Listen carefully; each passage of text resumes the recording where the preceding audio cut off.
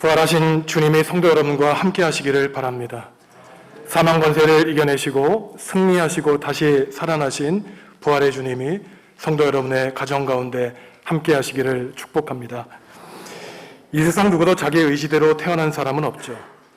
또 죽음 이후의 삶을 자기 마음대로 주관할 수 있는 사람도 없습니다.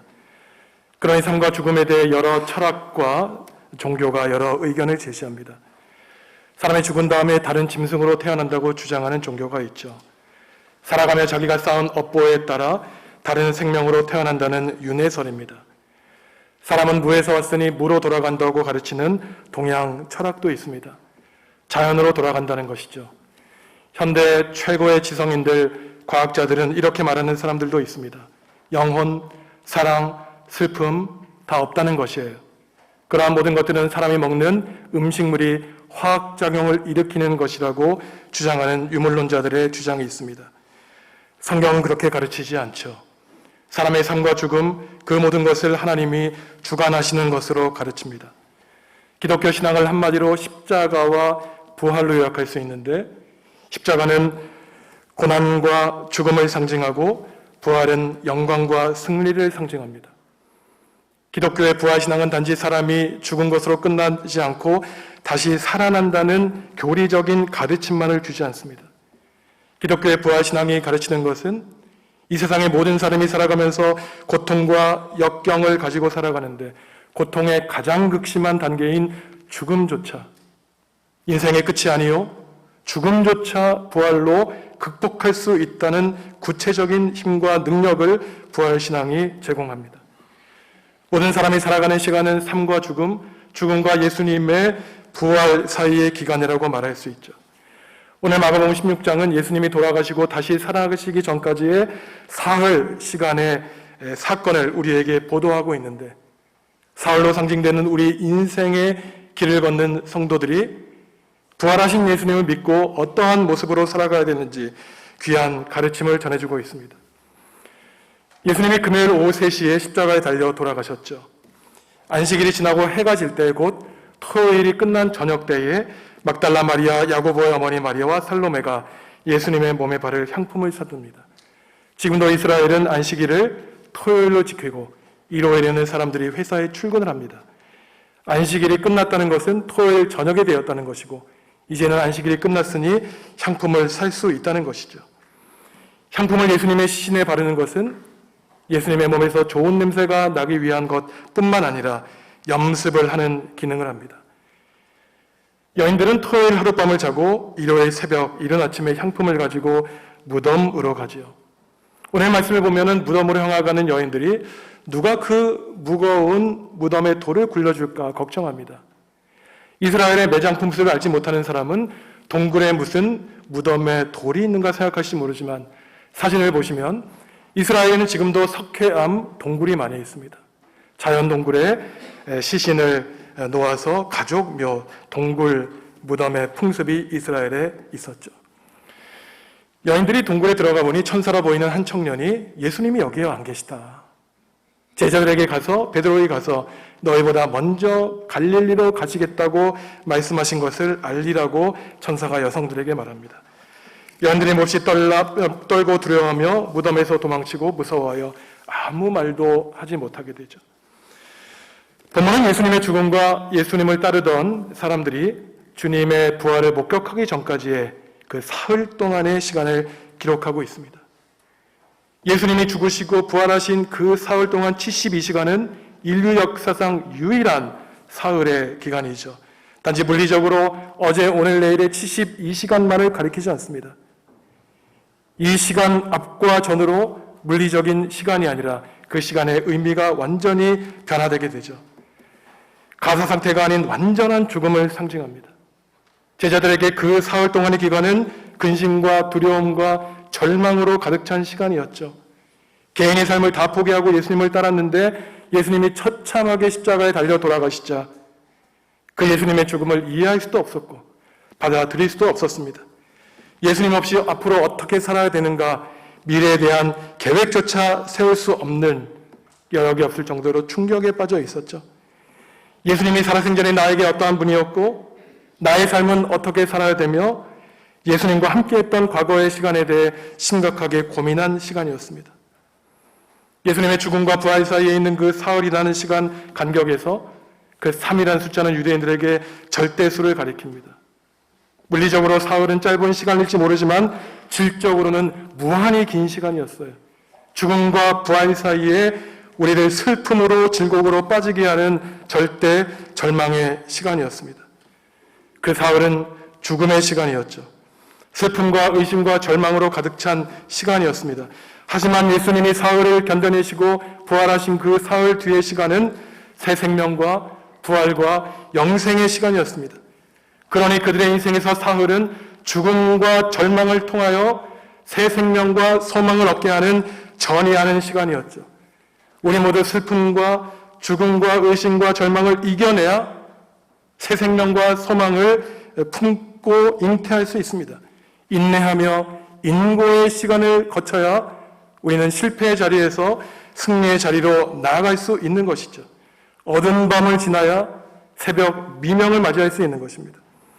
토요일 안식일 저녁에 어둠이 끝나고 일요일 새벽 미명이 뜨는 것은 죽음의 세력이 무찔러지고 부활이 승리가 시작함을 상징하고 있습니다. 마가복음 15장 33절에 보면 예수님이 오후 3시에 십자가에 달리실 때에 온 누리에 어둠이 임했다고 하는데, 예수님이 부활하신 일요일 새벽에 빈 무덤에 태양이 떠오른 것은 십자가에 못 박히실 때의 어둠의 세력이 그 엄습한 상황을 역전시키는 사실을 우리에게 알려줍니다. 그리스도인들은 예수님의 부활을 묻고 나의 사건으로 고백하지만 예수님을 구주로 고백하지 않는 사람들에게 사람이 죽고 다시 사는 것은 도저히 이해하지도 받아들이기도 힘든 사실입니다. 그러니 여성들도 그랬죠. 예수님이 살아생전에 내가 십자가에 달려 죽지만 다시 살아날 것이라고 여러 번 예고해 주셨지만 여성들은 빈 무덤으로 가고 있었습니다. 빈 무덤에 예수님이 안 계시죠. 허망한 빈 무덤, 무덤의 텅 빈 공간에 여성들은 집착하고 있었어요. 동굴에 문이 열려 있었어야 됩니다. 예수님의 시선이 동굴 무덤에 있으면 예수님의 부활 소식은 거짓이어야 됐겠죠. 성도 여러분이 집착하는 무덤의 텅 빈 공간은 무엇입니까? 최선을 다해 노력을 했지만 결국 그곳에 갔더니 허망하고 허상으로 가득 찬 빈 공간을 추구하고 살지 않았습니까? 하나님이 우리에게 말씀하십니다. 더 이상 비어있는 무덤에 집착하지 말고 생명을 주시고 구원을 주시는 하나님만 의지하여 생명과 영생과 부활을 누리고 살라고 우리에게 말씀하고 계시죠. 예수님이 여러 번 부활에 대해 예고해 주셨지만 제자들과 여인들이 믿지 못했던 것은 사람의 이성으로는 도저히 이해할 수 없는 내용이기 때문입니다. 믿고 싶어도 믿기지가 않는 것이죠.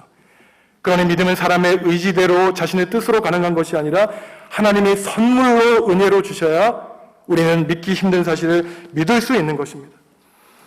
사람이 살아가면서 수많은 경험을 하죠. 쉽고 어려운 수많은 경험을 하지만 인간이 처음으로 하고 마지막으로 하는 유일한 경험, 그 경험은 바로 죽음의 경험입니다. 누구도 살아있으면서 죽는 경험을 하지 않죠. 그러니 제자들은 예수님의 죽음과 부활을 받아들일 수 없었던 것입니다. 예수님의 부활을 믿는 사람들은 그 죽음은 단지 인생의 여러 과정 중에 하나일 뿐이에요. 단지 낯설기 때문에 두려울 뿐입니다. 부활신앙이 우리에게 어떠한 힘을 줍니까? 예수님의 죽음과 고난과 부활을 믿는 사람들은 기껏해야 죽음인데 하나님이 우리를 살려주시지 않을까? 우리 삶에 있는 실패와 좌절과 모든 고난과 역경을 부활신앙으로 우리는 승리하며 나아갈 수 있는 것입니다. 죽음은 끝이 아니죠. 죽음은 하나님에게는 영생으로 넘어가는 새로운 출발입니다. 무덤에 있는 천사는 여성들에게 베드로를 비롯한 제자들에게 가서 예수님의 부활 소식을 전하고 너희 먼저 갈릴리로 가시겠다고 사실을 전하도록 했습니다. 천사가 수많은 제자들 가운데 특별히 베드로를 언급하는 것이 놀랍죠. 왜 그러냐면은 예수님이 십자가에 달려 돌아가실 그때까지 베드로는 두려워 예수님을 떠나 도망쳤고 배신했던 배반자였기 때문입니다. 십자가에 달려 죽겠다고 예수님이 말씀하시자 그러지 말라고 역정을 했던 사람이 베드로였어요. 왜 나의 길을 방해하느냐? 사탄으로 예수님께 욕을 들었던 존재가 베드로입니다. 하지만 천사는 베드로에게 먼저 부활의 소식을 알려주겠다고 그의 이름을 특정했죠. 아무리 죄가 많아도, 아무리 믿음이 없어도, 언제라도 회개하고 하나님께로 돌아오면 하나님은 모든 우리의 죄와 약함을 눈감아 주시고 하나님의 구원의 도구로 삼아 주시겠다는 하나님의 놀라운 은혜와 사랑을 알려줍니다. 부활하신 예수님이 가장 먼저 하신 일이 무엇일까요? 수많은 장소 가운데 가장 먼저 방문하신 곳이 과연 어디이겠습니까? 7절 말씀 한 목소리로 읽겠습니다.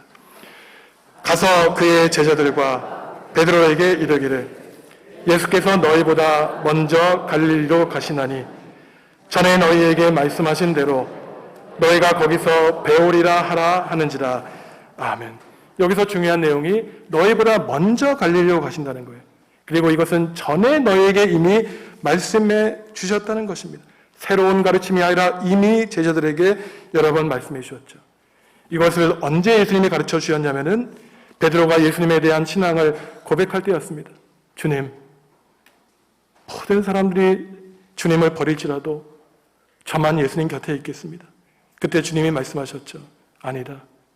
오늘 밤 달기 울기 전 너는 나를 떠날 것이다.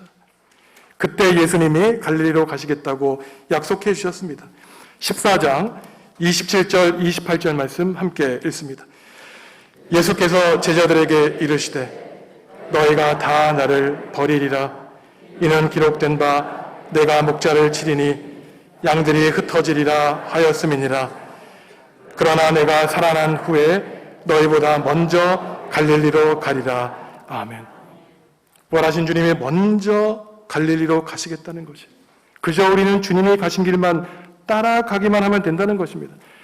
우리 인생의 힘든 길을 가면 주님이 먼저 그 힘든 길을 가셨다는 것이에요. 혹시 우리가 평탄한 길을 가고 있다면 주님이 가시밭길을 이미 다 평탄하게 먼저 앞길을 가셨다는 것입니다. 너희가 갈릴리로 가면 먼저 주님이 그곳에 계시겠다는 거예요. 우리가 하루하루 최선의 노력을 다하여 그 종착지를 바라볼 때, 힘들고 어려울 때 주님이 먼저 그곳에 계셔서 우리를 기다리시며 두 손 벌려 환대해 주시겠다는 것입니다. 예수님은 갈릴리 나사렛 출신이에요. 수도 예루살렘 출신이 아닙니다. 오늘 우리가 말로 하면은 서울 출신이 아니라 지방 출신이에요. 갈릴리가 어떤 곳입니까? 지도를 보시면 위에 있는 갈릴리 호수에서 예수님은 갈릴리 나사렛에서 태어나셨습니다. 예루살렘은 아래에 있는 사해 근방이에요. 오늘날도 예루살렘에서 갈릴리까지 가려면 버스를 타고 1시간 이상 가야 됩니다. 2000년 전 갈릴리에서 예루살렘까지 향해 나아가시는 예수님의 하나님 나라의 운동이 얼마나 힘드셨을 것을 우리는 예상할 수 있죠. 갈릴리는 촌입니다. 이방인들이 사는 곳이었어요. 배우지 못한 사람으로 가득 찬 곳이었습니다. 하지만 예수님이 태어나시고 예수님이 자라나신 곳이 갈릴리였습니다. 예수님의 젊은 시절 혼신을 다하여 하나님 나라 운동을 벌이고 복음을 전했던 곳이 바로 이 갈릴리였어요. 청춘과 인생을 바친 곳이었습니다. 제자들을 만나셨고 예수님을 따랐던 수많은 여인들을 만난 곳이 바로 갈릴리였습니다. 수많은 사람들은 예루살렘의 화려함을 쫓고 모든 최선의 노력을 다하지만 부활하신 예수님이 가신 곳은 화려한 성전 예루살렘이 아니라 그 초라하고 누추한 갈릴리로 제자들보다 먼저 가셨죠. 예수님은 자신의 출생을 부인하지 않으셨습니다. 열등감을 갖지 않으셨어요. 오히려 자부심과 애착을 가지셨습니다. 성장하면서 하나님의 아들 메시아로서의 사명을 가지신 곳이 갈릴리였죠. 하나님 나라의 꿈을 펼치셨습니다. 이 땅에 발을 디디고 늘 다른 곳을 바라보면서 불행하다고 사는 사람이 아니었어요. 하나님이 나에게 주신 이 시간이 가장 귀한 시간이고 하나님이 보내주신 바로 이 자리가 천국이라고 믿고 살았던 분이 하나님입니다. 성도 여러분, 엉뚱한 곳에서 왜 하나님 나라를 찾으십니까? 지금 여러분이 서 있는 이 자리, 이 시간이 하나님이 우리를 다스리시면 그곳이 하나님 나라가 되는 것이고, 우리 가정을 하나님이 다스려 주시면 우리 가정이 천국이 되는 것입니다. 그리스도인은 예수님의 삶대로 살기로 다짐하고 예수님의 죽으심대로 죽기로 다짐한 사람입니다. 부활하신 영광의 예수님이 사람들에게 칭송받기를 바라지 않으셨죠. 누추한 갈릴리로 먼저 가셨습니다. 아무도 가지 않는 그곳, 아무도 찾지 않는 그곳에 예수님이 먼저 가셨죠. 부활하신 예수님이 오늘 우리에게 갈릴리로 가라고 하실 때 성도 여러분의 갈릴리는 어디입니까? 우리의 갈릴리는 마냥 행복한 곳이 아닙니다. 어제 오늘 내일 밥하고 빨래하고 청소하고 죽을 때까지 똑같은 일이 반복되겠죠. 그 지리한 시간 가운데 하나님의 임재를 느끼고 예수 그리스도가 나와 동행한다는 사실을 느낀다면 우리는 작은 일상 가운데 하나님 나라를 꿈꾸며 함께 하나님 나라를 완성해 갈 수 있는 것입니다. 사랑하는 성도 여러분, 예수님이 십자가의 고난과 죽음을 이겨내시고 부활하셨습니다. 하나님의 독생자 예수 그리스도가 십자가에 달려 고난당하고 죽는 것을 외면하지 않으셨어요. 하나님이 다시 살려주셨습니다. 허망한 무덤에 누이게 하지 아니하시고 예수님은 동굴 무덤에서 자리를 박차고 일어나셨습니다. 빈 무덤, 허망한 곳에서 예수님을 찾지 마십시오. 허망한 곳에 여러분들의 꿈을 두지 마시기 바랍니다. 하나님은 생명의 하나님, 빈 무덤을 열고 나오셔서 복음을 온 세상에 나가 전하게 하시는 부활과 생명과 영생의 하나님입니다. 예수님의 죽음과 부활 사이 그 질적으로 괴로운 시간을 지나갔던 공포의 시간 가운데 하나님이 우리에게 바라시는 것은 부활의 주님을 소망하는 것입니다. 예수님을 살려주신 하나님이 성도 여러분을 살려주시고 여러분들의 일상의 소소한 삶 가운데 하나님 나라를 일구어주고 계십니다. 세상에 나아가 빈무덤 밖을 나아가 하나님 나라의 아들로 하나님의 딸로 승승장구하시며 복을 누리시는 성도 여러분들 되시기를 주님의 이름으로 기원합니다. 기도하시겠습니다.